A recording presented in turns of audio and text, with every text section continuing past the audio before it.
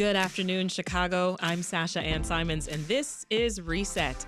Now, the news cycle keeps spinning, and we are along for the ride. We're going to break down all of the week's top local stories in our weekly news recap. Stories like these. The first snowflakes of the season are here. The Illinois Supreme Court has ruled to dismiss charges against Jussie Smollett. 64-year-old Alexander Zestakowicz appearing in front of a judge Monday morning. Went to my face and said, "Are you Palestinian?" Which I said yes, and then she said, "F you, F Palestine." Mayor Johnson is scrambling to come up with hundreds of millions of dollars in new revenue.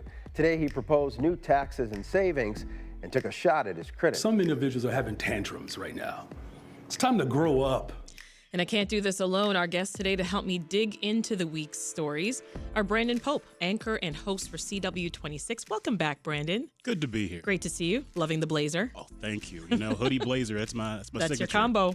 WTTW senior politics reporter Heather Cherone is here. Hey, Heather. Hi, Sasha. Hey, birthday twin. Birthday twin. Good to see you. And rounding out our panel is Patrick Smith, WBEZ's criminal justice editor. Hey, Patrick. Hey, Sasha. So good to see you. Great to see you as always. Jinx. Oh, Jinx. So I know we usually start the recap with heavy-hitting political news, but to me, the big local story this week was the weather. The snow that came and went. Went fast. If you looked outside right now, it would seem like I was lying if I told you that there was snow yesterday. Yeah, you can't tell. I say finally. You know, I feel like every year, maybe every week, my opinions on winter weather change, but it's been a while. I was honestly really glad to see the snow coming down. I like winter. I don't like it to last very long, which I know it will, but at the beginning, it's great. Yeah. The first 5 minutes of it's not great. Like when you have to settle in a little bit, right? Yes. The wind was hitting, the snow's in my face, my beard getting snowy.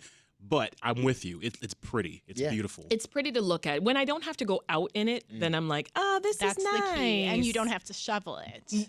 There's the key. There's the key. So which of you were desperately trying to clean up your car, and trying to remember where that snow brush was? Or was it just me?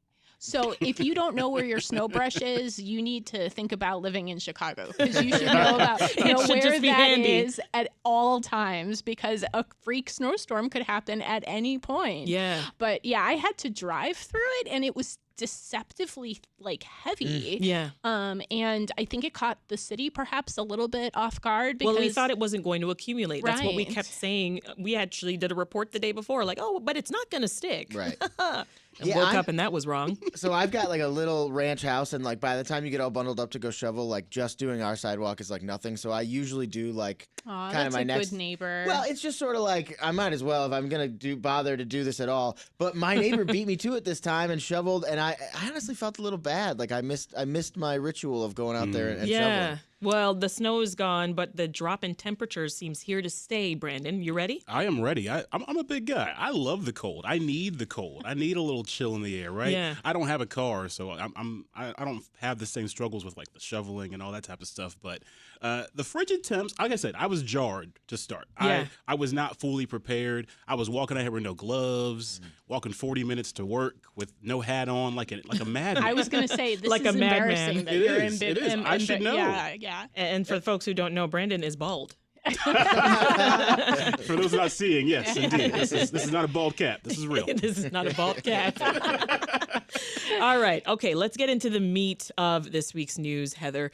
Starting at Chicago City Hall. So after council members pushed back hard on a proposed property tax hike to close this massive city budget gap, Mayor Johnson and his team, they went back to the drawing board and they said, all right, we've got a different option for you. Let's maybe slash things in half. Give us the scoop. That's right. So originally, Mayor Johnson proposed a $300 million property tax hike, which would have been the largest property tax hike since 2016 and the second largest in modern Chicago history. And the city council said no.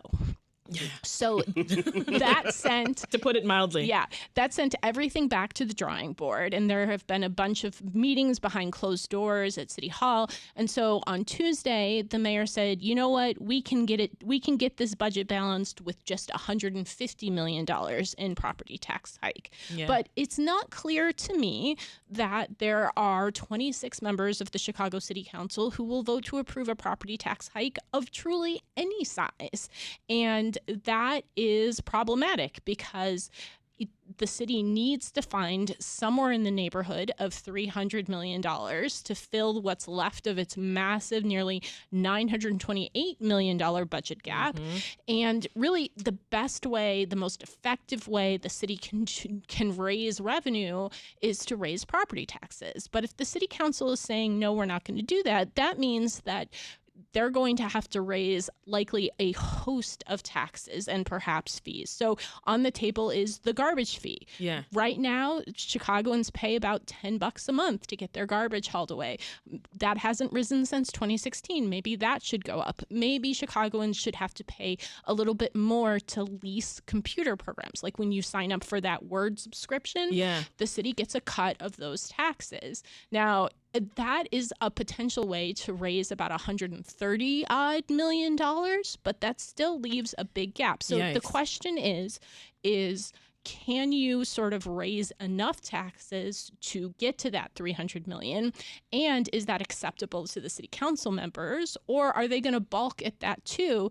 Because then it gets into a situation where you're sort of maybe opening yourself up to criticism that you're nickeling and diming Chicagoans. And the thing is, Pat, there just aren't that many levers for the mayor to pull when it comes to filling the budget gap. That's nearly $1 billion with a B dollars, right? Yeah, I mean, you hear Heather lay it out there, and it does sound like nickel and diming, this idea. And frankly, if you're raising things like fees, that's regressive. And I'm not saying I want a big property tax hike. I have not crunched the numbers enough to say what's necessary or not necessary. But it sounds like nickel and diming to me, and I wonder, is that actually politically more viable? I mean, I'd ask both of you. You guys are better at this than I am. Like, politically, is that more palatable to people? It's just kind of easier to slide it by if it's a little bit here and a little bit there rather than one big bill that comes to homeowners. Yeah, what do you think, Heather? Yeah, well, I mean, nobody likes sort of seeing that big property tax spike happen twice a year. So if you own a home worth about $250,000, had property taxes gone up $300 million, you would have paid in the neighborhood of, about $20 more a month. Like, is that a huge deal in the long scheme of things? Probably not. So you're going to see that about cut in half if that $150 million property tax hike comes in. But the city is just one taxing agency. We pay property taxes to libraries, to schools, to all sorts of districts like the Mosquito Abatement District, which is my personal favorite taxing district. The Mosquito Abatement District. So, and, the way that taxes are structured in Illinois rely on property taxes. So you hear a lot about the mayor sort of talking about needing to sort of rejigger that and sort of raise taxes on the wealthiest Illinois residents. And the state's law just really does not allow that, which is why the mayor finds himself between a rock and a hard place. And we heard him becoming increasingly frustrated with what he finds himself in. Speaking of, Brandon, he says, he accuses the alders of, quote, having tantrums. And he said, I think we heard it earlier, it's time to grow up. It just seems like he's got a lot of work to do to win support here. Yeah, and that rhetoric is not going to help because the dynamics of Chicago city government are different than they were 20 years ago. 20 years ago, the mayor was the top dog and could talk like that, right? Yeah. Now, you have a bunch of aldermen who are not going to just sit back and take that, right? You need them. And he's also calling himself the collaborator in chief right now because he thinks he's responsible for bringing aldermen together and coming up with new solutions. And the reality is, no, they are rebuking this, man, and they're coming together out of, we ain't doing that. We going to do our own thing. Aldermen were meeting over weekends, late nights, trying to get something workable. Frustrated, but seeing the need for them to take over here. Right. That's the dynamic at play right now. If you're I'm curious. The aldermen who are rejecting property tax increases, and I don't mean to take the responsibility away from the mayor, but like, what is their solution? Because I've heard them talk about redundancies and efficiencies. Every politician every year says that. I'm sure there are inefficiencies and redundancies, but like every single year we're not gonna plug this hole with that. Right. And so what is their solution? Well, and the mayor has said, I will not assign a budget that includes layoffs or furloughs of city employees, which means you can't cut services, which means, there are really only three ways to sort of balance a budget. It's not rocket science. You can either raise revenue, so more taxes, cut services. The mayor says that's not an option, or you can borrow. And the city can't borrow anymore because it is just hugely leveraged. Now, if I were a cynical person, and I strive very hard not to be a cynical person, the mayor's budget right now calls for $272 million to go in an advanced payment to the city's pension funds. So if you don't make that payment, and essentially if the city continues to just pay the minimum on its pension credit cards, if you want to think about it that way, there's no need for significant tax hikes or anything. Now, is that penny wise and pound foolish? That's what the mayor would tell you. But we are less than 6 weeks away from the deadline to get this budget done. And sometimes in politics, it becomes the path of least resistance, becomes the most attractive. Will that happen? I have no idea. But it is very difficult to find hundreds of millions of dollars in new revenue or cuts on this compressed time frame at a moment where sort of everybody is, really sort of at loggerheads. And for a mayor who ran on labor and is all about labor rights, cutting workforce, that's a non-starter for him politically. So that's where the politics are meeting reality in a way. People don't like property tax increases. We've trained people not to like property tax increases, right? And we know that now. We put the big number out there. We don't really give the how much it would actually mean for your pocketbook right away, right? And so that's the reality of the playbook here. His politics, his chances for re-election, all this are banking on his progressive vision, his progressive backing. And if he's going to keep that kind of resume there, cutting labor is absolutely a non-starter for him. This is Reset. I'm Sasha-Ann Simons, and you're listening to the weekly news recap with our panel today. WTTW's Heather Cherone, Brandon Pope of CW26, and WBEZ's Patrick Smith. So we're going to stick with Chicago news for just a bit. Heather, you published a story with ProPublica. It was looking at the lack of progress when it comes to the consent decree over the last 5.5 years.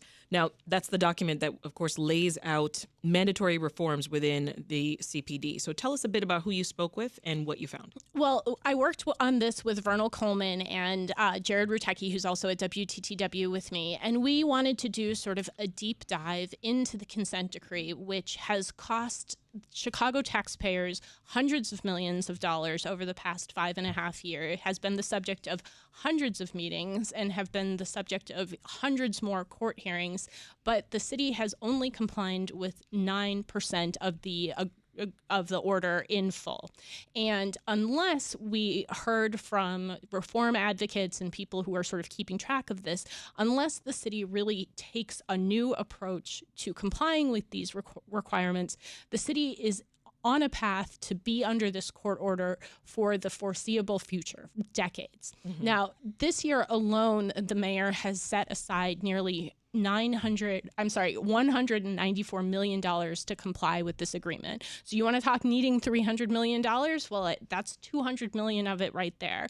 And what we found was that the police department has really failed to sort of even attempt to address the core of this agreement, which really requires the city to do three things. It's very complicated, but the long and the short of it is that it has to reorganize the police department to really institute community policing, which assigns specific officers to work consistently in the same part of the city with the people who live there to address public safety threats. Right. That does not exist today in the Chicago Police Department. The police department also has to conduct a study of where officers work and whether what they're doing is effectively addressing crime. The city now has a contract to conduct that study, but it hasn't even started yet. And of course, this agreement started back in 2019. And the third thing that it has to do is it has to figure out a way to identify officers who are the subject of multiple misconduct complaints or lawsuits and figure out what is going on. Do they need counseling? Do they need retraining? Do they need discipline? And to get them whatever that is. But right now, there's no unified system that flags officers who are the subject of multiple complaints. And we know that those officers are responsible for hundreds of millions of dollars in misconduct settlements. And we know that it's many of the same officers, as many as 200, are the subject of multiple lawsuits that have cost taxpayers millions of dollars. Over 5.5 years, not much progress on some very important issues. Patrick, you and I have talked about this so many times, this consent decree. What's on your mind? What sticks out from the investigation? Well, I mean, first of all, just what an impressive piece of work it was by Heather and her colleagues. Thank you. And as somebody who has covered the consent decree a lot, one thing that I've struggled with is how do you make people understand the scope of this? How do you make people understand the scope of failure and why this is important? And I think what Heather's story lays out is it's important to remember, like, this is not just a complex and lengthy legal document. What happened was after the police murder of Laquan McDonald, the city of Chicago agreed with the state of Illinois and with a federal investigation that, yeah, our police department is fundamentally broken and we need huge changes to how we police our communities. And they're just not making any changes. And the point of having a consent decree is that, yeah, politically, mayors and police superintendents say they like reform, they say they believe in change, and then they don't actually do it. And the point of a consent decree is that they're supposed to be forced to do it. Yeah. And that's not happening. And one thing that Heather gets into in her story is that there has been no real enforcement action by the monitor, who we are paying a lot of money to. $20 million since 2019. To oversee this consent decree, and there hasn't been enforcement activity by the two judges who have overseen this. And what I will be watching for is, are they going to actually step up and do anything about the city repeatedly and constantly failing to meet its legal requirements? Yeah. Well, another story that broke yesterday, the Illinois Supreme Court overturned the conviction of actor Jussie Smollett. I did not have this story making a comeback on my 2024 never bingo gonna die, card. Sasha. The same day as the Matt Gaetz story, too. The What a same cycle. day as the Matt Gaetz story. Patrick, real quick, what's the deal here? Yeah, so people might remember actor Jussie Smollett, who was on Empire, has a more famous sister. Maybe that was burning up in him. I don't know. Yeah. Allegedly staged a fake hate crime against himself in Chicago. Ultimately, he was charged with disorderly conduct for allegedly lying to police about that. The Cook County prosecutors agreed to drop that case, and he paid some money. He did some community service. There was a lot of public outrage over that. A special prosecutor was appointed. They filed new felony charges. Smollett was convicted of felony disorderly conduct. Now, yesterday, the Illinois Supreme Court said essentially that was double jeopardy. I mean, that was Smollett's argument. They didn't use those words, but they said it violated due process. Basically, that original agreement that prosecutors made, that was a binding agreement. You can't just go after him again. And I know people were surprised by this. I will say one reason I wasn't surprised that this came out is State's Attorney Fox has been telling me they are going to overturn this and this is coming soon. Oh, really? And she was right. Does this decision, Brandon, I mean, does it now reverse the doubts that were cast on Smollett over the last few years? I mean, I think there's still so many questions unanswered, says he's innocent. right? He says he's innocent, but when you look at the case, you got to squint and you really got to look closely. It's hard to believe this is 5 years ago, right? It feels like it was just yesterday. They should put a plaque where that subway is. But in Trump country. Right, yeah, exactly. In Trump country, Streeterville, yeah. But at the end of the day, why this story really pierced the veils, because you got celebrity involved, you got scandal involved, you got politics involved. This reversal here, I'm curious to see what happens next for Jussie Smollett, the man. It seems like he's vindicated here a bit.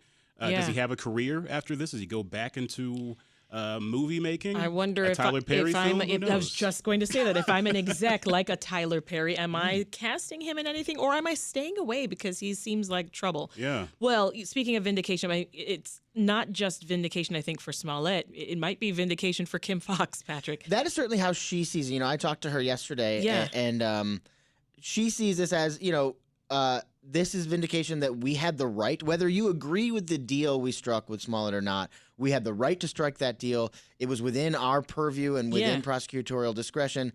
And everything after that was a waste of time and an attempt to tar my name. Yeah, let's hear her. 5 years later, millions of dollars later, an unseemly amount of media attention finds us where we were in March of 2019 with the exact same result. And so I knew in March 2019, the office did nothing wrong. And to be here 5 years later, I'm not surprised. I'm grateful that justice is finally served.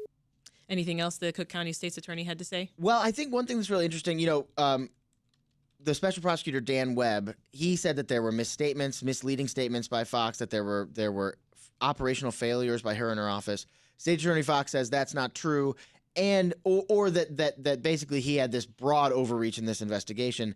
And I mean, one thing that she has spoken about quite eloquently, quite often, is how much attention that Brand is talking about, how much attention was paid to this case. She's basically like, you guys, all you want to talk about is one black man who didn't go to jail, and we have all of these black people that I have helped get exonerated because they were wrongfully convicted. People don't want to talk nearly as much about that. I think she has a point. Yeah. Well, from a hate crime hoax case to an alleged hate crime in suburban Downers Grove, a Darien, Illinois woman was arrested this week. This was after allegedly attacking a man and his pregnant wife while in line at Panera Bread. What happened, Patrick? Yeah, this was a Palestinian man who was wearing a sweatshirt that said Palestine on the back. Alexandra Sostakowicz was in this Panera, and she's caught on video kind of lunging at him. According to reporting, he was kind of trying to protect his pregnant wife from her. She, again, this part's not on video, but allegedly said, F Palestine, and attacked him. We heard a little clip of him, I think, at the top of the show. Yes. She's now charged with she's facing hate crime charges and disturbing the peace, due back in court in December. We're going to take the quickest of pauses right here, and the panel's going to stick around. We still have a lot more news to cover, including Mike Madigan's magic list and other updates from the trial of the former House Speaker. I bet you're wondering what that is. Well, you got to wait. It's just ahead on 91.5 WBEZ. This is Reset. I'm Sasha-Ann Simons, and we are back with more of our weekly news recap. Now, before the break, we dove into Chicago's budget woes and developments in the Jussie Smollett hate crime hoax case. But there's more to get to. Wall Street is sounding the alarm on Chicago's finances as Mayor Brandon Johnson and the city council are battling over how to close a budget gap. This is how I reward my good soldiers, is what Moody alleges Madigan told him during their meeting. It is more than 2 years away, but already the talk of who might run for Chicago mayor is generating a huge interest. Research shows midwives could help reduce the maternal mortality rate gripping the nation, and yet hospitals across the Chicago area are not investing in midwives much or at all. Our panel this week is Brandon Pope, anchor and host for CW26, WTTW senior politics reporter Heather Cherone, and Patrick Smith, WBEZ criminal justice editor. And surprise, we've got another guest stopping by for just a bit. Surprise. Whoa. Jon Seidel. Where'd he come from? Not right in. Jon Seidel is here. He covers courts for the Chicago Sun-Times. He's here with updates from the federal corruption trial of former House Speaker Michael Madigan. Welcome back to the recap, Jon. Glad to be here. Thanks for having me. So the big news this week, former Alderman Danny Solis has taken the stand, and feds are saying that he's one of Chicago's, quote, most significant cooperators in the last several decades. Remind us who Solis is and his role in this trial. Sure, and I'd say that comment by prosecutors, I mean, that's saying something in a town like Chicago, right? But yeah. So all right, so just to kind of set the scene with Danny Solis here a little bit. He was an alderman on the city council for more than 20 years. He represented the 25th ward. Before that, he was an activist. He was involved in various community organizations with the Latino community. Richard M. Daley actually picked him to fill a vacancy on the city council back in 1996. Mm-hmm. So he was on the city council for a long time, and he became the chairman of the zoning committee, which is very influential and also key in the Madigan trial. But in around, let's say, 2014 or so, he caught the attention of the FBI, and the FBI began to tap his phone and surveil him, follow him around. And eventually in June 2016, they had all these search warrants ready to go. They were going to search his home. They were going to raid City Hall, his City Hall offices, everything else. But they confronted him, and they convinced him to cooperate in what was then the early stages of the investigation that led to this whole trial. Wow. So Solis agreed to cooperate, and that's why the FBI did not descend on City Hall that day. Instead, they came to City Hall 2 years later when they raided the offices of Ed Burke, who's one of the politicians that Solis videotaped and video recorded, but he also recorded Madigan. And he continued that undercover work until January 2019, when he was his work was exposed by the Sun-Times, which also came up in the trial this week. And so now he's finally taken the stand. And this is actually, even though he testified as a defense witness in Burke's trial, this is the first time he's been called as a prosecution witness. And the government didn't even ask him any questions in Burke's trial. Really? They did not even cross-examine him. So this is really the first time that we're having the government question him and walk him through his history, what he's done, and what happened with Mike Madigan. What's he sharing so far? You know, he was only on the stand for about an hour, less than an hour on Thursday, and there's no trial on Fridays. So far, he's really just talked about his own background and how things worked at City Hall and how he got to know Mike Madigan. That's all the jurors have heard from Danny Solis. But I should say that things got really electric before Danny Solis took the stand. You know, Madigan's trial really shifted yesterday. In a way, it feels like a brand new trial now. For 5 weeks, we've been hearing testimony about this ComEd bribery scheme. You know, and that's stuff we've heard before in another trial. Now they started introducing the jury to another part of the case in which Madigan was allegedly trying to use Solis to get business for Madigan's law firm. It's a completely different kind of allegation here, more akin to what happened with Burke. And so they put an FBI agent on the stand yesterday to kind of explain to the jurors what happened with Solis. And that's when just kind of like this really rapid fire testimony started coming at us about, you know, Solis and Madigan being recorded by another government cooperator, a Chinatown developer, back in 2014. And that started the wiretap. And we got these disclosures about Solis' sister. Yeah, she was a campaign manager for Hillary Clinton at one Danny point. Solis' sister was a campaign manager for Hillary Clinton's 2008 presidential campaign, yes. So what did we find out from her calls? Well, I mean, that's the thing. First of all, we found out that they wiretapped her phone. Oh my goodness. That had never come out before, and that came out on cross-examination. The FBI had overheard Danny Solis and Patty Solis Doyle discussing a $100,000 payment that had been offered to Patty Solis Doyle by a hotel developer. This was the testimony from an FBI agent on the stand. Yeah. And based on that, the FBI secured permission to wiretap Patty Solis Doyle's phone in October 2014. I want to be clear that you know, she was never charged with anything. The agent testified that it was not fruitful. This was 10 years ago.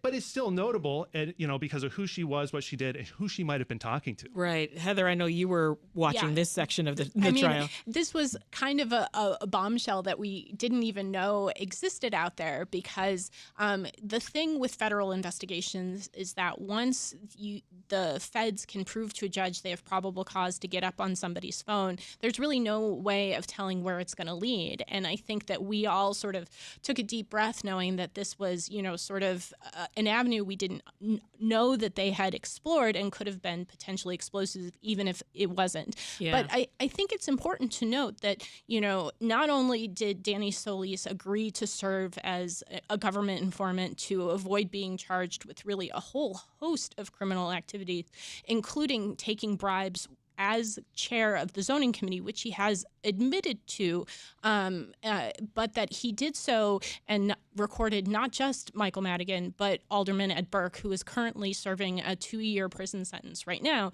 And as I understand it, correct me if I'm wrong, but the feds were targeting Madigan and sort of stumbled across Burke's illicit doings with Danny Solis. And that is essentially why Ed Burke is in jail today. Yeah. Yeah, well, what's interesting is that there was a suggestion from the agent on the stand that, you know, initially Solis's cooperation had to do with a universe of individuals that had nothing to do with the case in front of the jury yesterday. So, and you're right, in the Burke trial, the same agent testified that they didn't start out with Burke either. So, yeah, they were. My goodness. You know, it's unclear where just they a web of corruption here in the city. And that's one of the most frustrating things about covering these cases, because federal agents, I don't know, maybe they call you up. They don't call me up and say, here's what we're trying to find out, got and John on here's speed what dial. we're doing. Oh, boy. Well, while you're still here, John, I know earlier this week, jurors also saw this printed out email calling several of co-defendant Michael McLean's handwritten notes. They call them the magic list. The magic list. Here's the. What's so magic about it? Not much, honestly. It's a good name, though. So it's a great name, and you got to know Michael McLean. So Michael McLean is Madigan's co-defendant, right? He's a former lawmaker turned lobbyist who had this really close relationship with Madigan, where it got to the point where people in Springfield understood if you were talking to Michael McLean, you were talking to Michael Madigan. But Michael McLean, like, he's just kind of a colorful character, and what all the magic list is, it's on a piece of stationery paper from the Talbot Hotel. And it's a list of Love the names attention to of detail. people, right? It's a list of names of people who are, friendly with Madigan, like lobbyists and things like that. But, McLean called it the magic list. But here's why it matters, is because Madigan's on trial for a racketeering enterprise. He allegedly led this criminal enterprise designed to enrich himself and his allies. Well, I think that list speaks to the broader enterprise, right? These are the people that they could go to who would help Madigan out, and that Madigan would then in turn help them out. Yeah, Pat, I see the look on your face here. You've got a question about this so-called list. Well, I'm very interested in the magic list. I'm interested in Solis, coming back to the stand on Monday. Obviously, this is a long, complex trial. How important is this moment for prosecutors? Like, do they need him to really land with the jury? You've covered a lot of trials, in your opinion. Yeah, I think they do, and you're right. And Heather touched on it too. I should have mentioned, there was the reason Solis recorded everyone is because the FBI had been recording him, and there was all this evidence against him. He did this because he didn't want to go to prison, right? And he wanted to keep his pension. So we're going to hear about all the stuff that he says that Madigan did, but the defense is also going to point out all of the evidence that had been gathered against Solis, the bribes he had been taking, the campaign cash, the prostitution, the Viagra. And they need jurors to understand that he's not just here just to save his own skin, that he's telling the truth. That's part of his deal. And I expect he's going to be corroborated by the recordings, and that's what the government wants to carry the day. But yes, goodness. It's important. Well, it sounds like Monday's going to be a rousing. Well, he was very calm during the Burke trial because Burke's lawyers called him as essentially a defense witness. And Solis over and over again did not take the bait that Burke's lawyers sort of dangled in front of him, trying to get him engaged about what he did and how worried he was about going to prison and that sort of thing. So if he, replicates that sort of approach, we've already had a federal jury sort of find him credible, which has got to be keeping Madigan and his attorneys up at night. Listen, so much more that we could dig into here with Jon, but that is Chicago Sun-Times courts reporter Jon Seidel. We appreciate the update. Of course. Now, if you're just tuning in, this is Reset. I'm Sasha-Ann Simons. You're tuned into our weekly news recap. We've got WBEZ's Patrick Smith, Brandon Pope of CW26, and WTTW's Heather Cherone still with us in studio. Now, turning to another story on our radar, even though it's more than 2 years away, there's already a push, Heather, to get one Illinois politician to run for mayor of Chicago in 2027. Huh? So the election is over. The election has begun. That is how it all We just love elections. Yeah. So everybody is looking ahead, and so the next mayoral and aldermanic elections are in 2027, and I think that I don't think even the mayor would disagree. He has had a bumpy year and a half in office, and politicians are an ambitious bunch, so they are always looking to see what office is going to open, how can I run? 2027 is a long way away. It is, and let me point out, Secretary of State Janulius would still be up for re-election in 2026 for his current role. Right. So even if he is interested in becoming mayor, how would that even shake out? It's anybody's guess. And there are sort of bigger political questions, I think, at hand. How will Chicago fare during the second Trump administration's first years? What will U.S. Senator Dick Durbin do? Everybody expects him widely not to run for another 6-year term. That's right. He is, in his 80s. And I think if he does not run again, that is going to set off a scramble for his seat. And I think that sort of how that shakes out will sort of determine sort of what happens in the mayoral race. Now, every mayoral election, there are going to be 24 people who actually file to run, and there will be dozens and dozens more who consider running because people look at Brandon Johnson and Lori Lightfoot, and they say, well, if they got elected mayor, maybe I could be elected mayor too, and hope springs eternal. Will I personally be writing any speculative pieces about who's going to run for mayor in 2027? No, I will not. You will not. I mean, Brandon, we just wrapped up a national election. The last Chicago mayoral one, it doesn't feel like it was that long ago. I don't know. Maybe this is just like news fatigue talking here, but is it normal that we're already planning for 2027?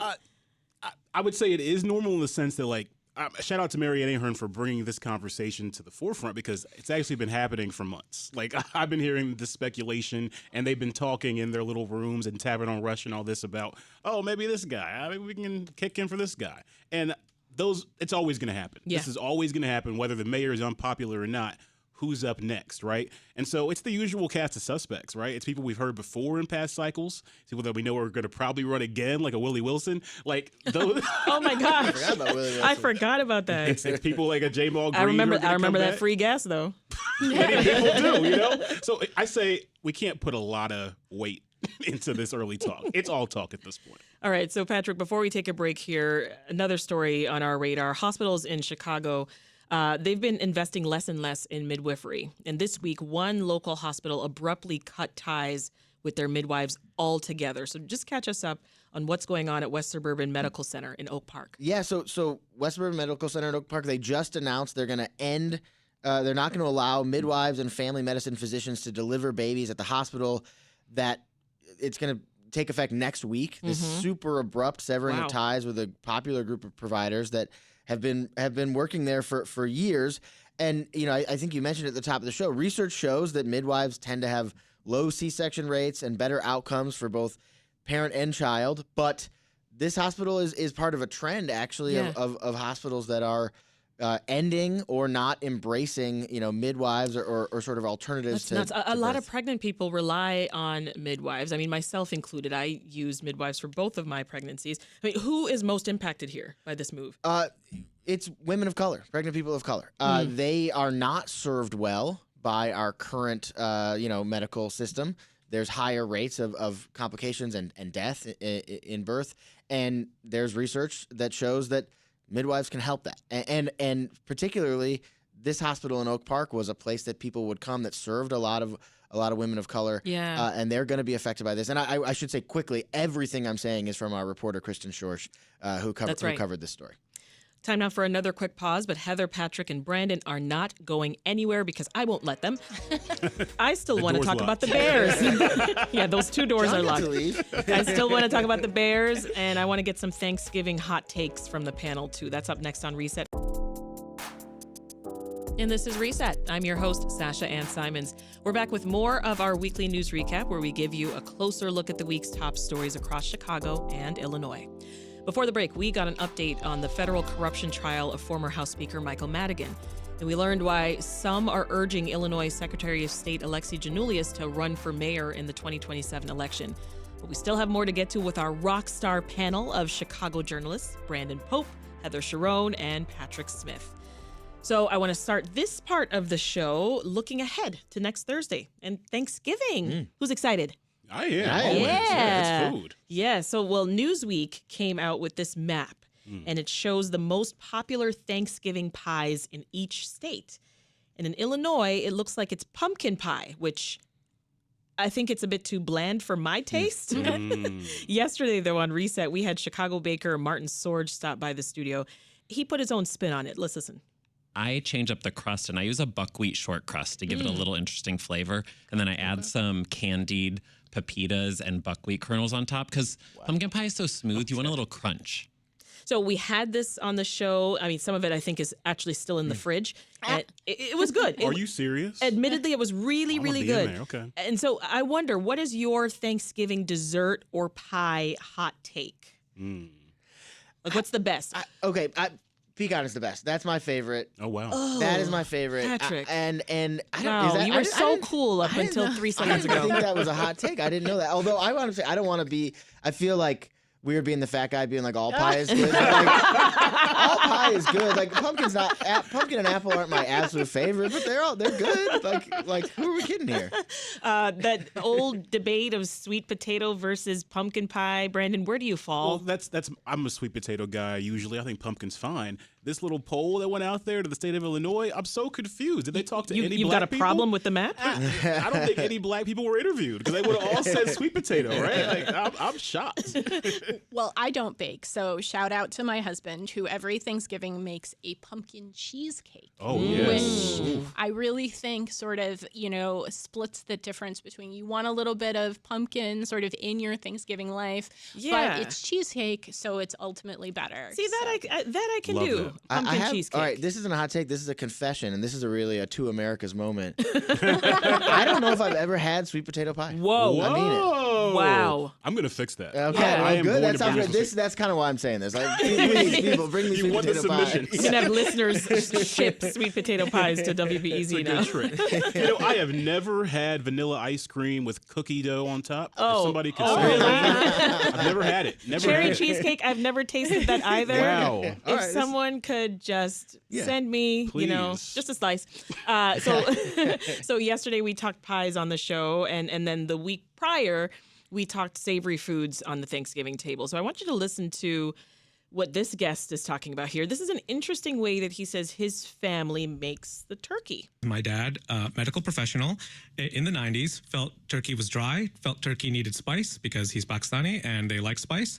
He brought syringes home from the hospital, clean ones, of course, and made a little like buffalo sauce kind of thing and injected under the skin and in the meat. I think our hot sauce injected turkey is pretty good and flexible. That's Ahmed Ali Akbar from the Chicago Tribune. I saw lots of faces around the table when you heard about that hot sauce injected turkey. Mm-hmm. Who's willing to try it? Absolutely. I need that recipe. Yeah, that sounds amazing. Yeah. Sure. If I have a Thanksgiving hot take, it's that turkey is overrated, and that so overrated. You do not need turkey to have like a well-rounded Thanksgiving meal. I think that Thanksgiving is all about side dishes. You want a little bit of this and a little bit more of that, and not all that together. So if you're doing anything to like re-envision the bland turkey, I say Godspeed. No, that's got the smallest portion by far on my plate is the turkey. I don't care how good you are.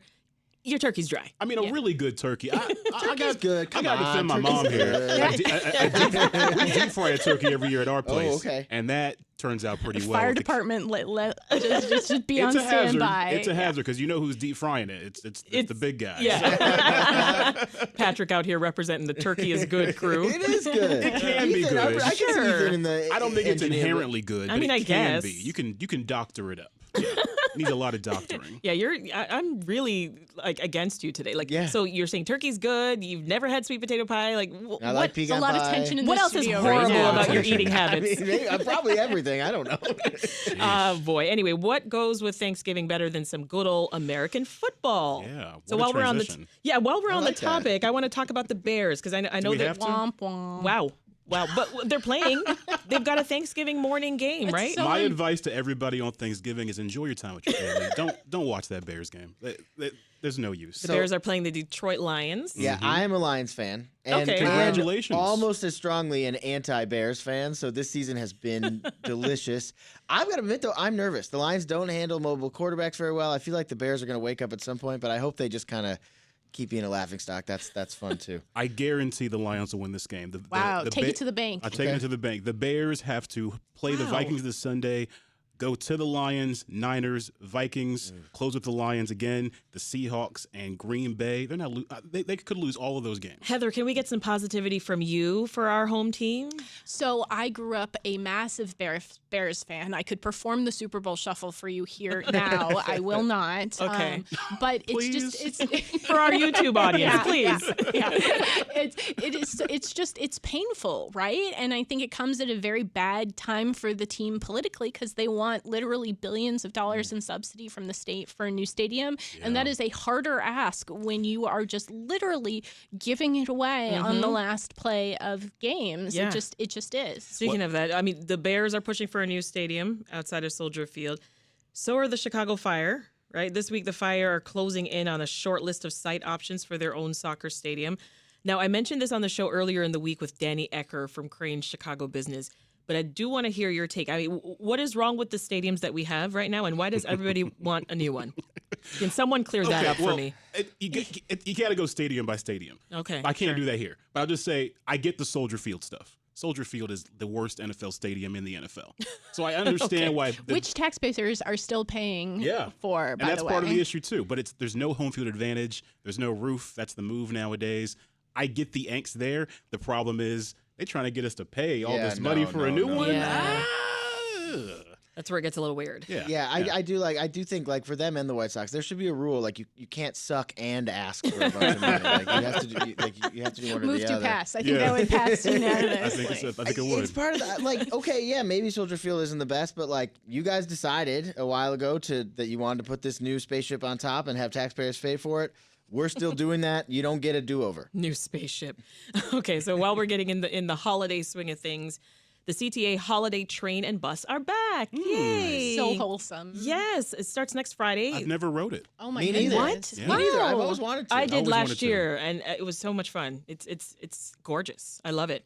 So for the 33rd year, next Friday, the CTA is answering the question, what would a Christmas tree look like if it were a train instead? Of course, the Metra holiday train is also back at the end of the month. So are you Team Metra or Team CTA when it comes to the holiday trains? Oh, I didn't even know Metra had a holiday Me train. neither. So by default, CTA, right? Yeah. Well, Lisa Labas is a big advocate for the bus. You got to get on the holiday bus, she says. Oh. Yeah, that's worth. Does Santa ride on worth your top of the while. bus like he does on the CTA train? Yeah, That's Lisa. a hazard. No, Lisa says Santa is in the bus. Okay. Oh, Ooh. that's jovial. Wow. That's great. Love that. Yeah, none of us have been on the bus, so we're going to move right along. So we can't end the week without giving an honorable mention to a story that was just pure Chicago joy. So the Jeremy Allen White lookalike contest. Did you all see that? Yeah, that was wild. That was pretty cool. I saw this one, I mean, over in Humboldt Park, out of a sea of Chicagoans that were all wearing white T-shirts and blue aprons. 37-year-old Glenview therapist Ben Shabbat was crowned the winner. Did you see him? I mean, Yeah, I think he really does He look is like the spitting Carmi. image of Yeah. Carmi, absolutely. Yeah. Are you Bear fans? Love the Bear. Yeah. Great show. I just plead with I us have as mixed Chicagoans feelings. to stop copying New York on everything. Yes. Ooh. Yes. We Say listen more. to We the wouldn't man. do this if they 'Cause there didn't was have a the Timothy Timothy- Chalamet yes. lookalike contest in Get New your York. own, we need to do our own thing, Let's be friends. original. Yeah, come on. Yeah. Yeah. So Do we did have a another bunch hour? Of, did a bunch I of can like talk about my skinny, feelings about the sickly bear. boys show up to that? Yes, Timothy that's Chalamet lookalike. And Timothy Chalamet showed up. Oh, which is even okay. better. So one more skinny, sickly-looking boy. Wait. Heather is I have mixed feelings about the bear. It is like it is in some ways very Chicago, and I love that. But it's also sort of the type of show that refers to Kim Fox as the Cook County District Attorney, which drives me absolutely. So they're just the first season I thought really sort of embodied the sort of Chicago like grit vibe. Yeah. I think also that we have just this huge Second City chip on our shoulder that like anything about Chicago has to be like defining of Chicago and everybody has to love it. But on some hand, it's a little bit made by people who say they're from Chicago but actually grew up in Naperville. So, Shots fired. Oh, Yeah. Well, shout out to Ben Shabbat. Congratulations on the win. We all know Heather never going to hold back. Yeah. I respect it. I respect it. Lisa Lava says, my favorite thing about this winner is that he's a therapist. Carmi needs a therapist. Oh, gosh, That's a yes. really This is good the point. character in the show. all of Absolutely. the therapy. Did anyone see the baby, Alan White? Oh, of course. very I did cute. not. No, Yes. this sounds adorable. 2-year-old Massimo Morelli was a finalist. Now, if you're looking for a dopamine boost, apparently he's got an Instagram, and the handle is @thebabyschef. Finally. Oh, boy. Let me look this up. Wow. All right, we'll leave it there. Our thanks to Brandon Pope of CW26, Heather Cherone from WTTW, and WBEZ's Patrick Smith. Now, there is no Friday recap next week, so you and all my other local Chicago journalist friends, you're off the hook. You're welcome. Have a great More weekend. pumpkin pie. Yes. And that is it for Reset. Now, the show is produced by Meha Ahmed, Micah Yason, Linnea Dominic, Ari Mejia, Andrea Guthman, and Jules Yeager. Dan Tucker is our executive producer. Ethan Schwab, Haley Bloomquist, and Maria Lopez were our engineers this week. Monday on the show, all roads led to demolition for Oak Park's Village Hall until some community members fought back and that plan took a drastic turn. Now, the historic building, which houses some municipal services and a police department, it's instead going to get a much-needed renovation. So our architecture sleuth, Dennis Rodkin, will join us on the show for our What's That Building series. I'm Sasha-Ann Simons. I will be off next week enjoying some good old family time, but my WBEZ colleague Susie Ahn will have you covered in the host chair on Monday. Thanks so much for listening. Have a great weekend yourselves, and we'll meet again soon.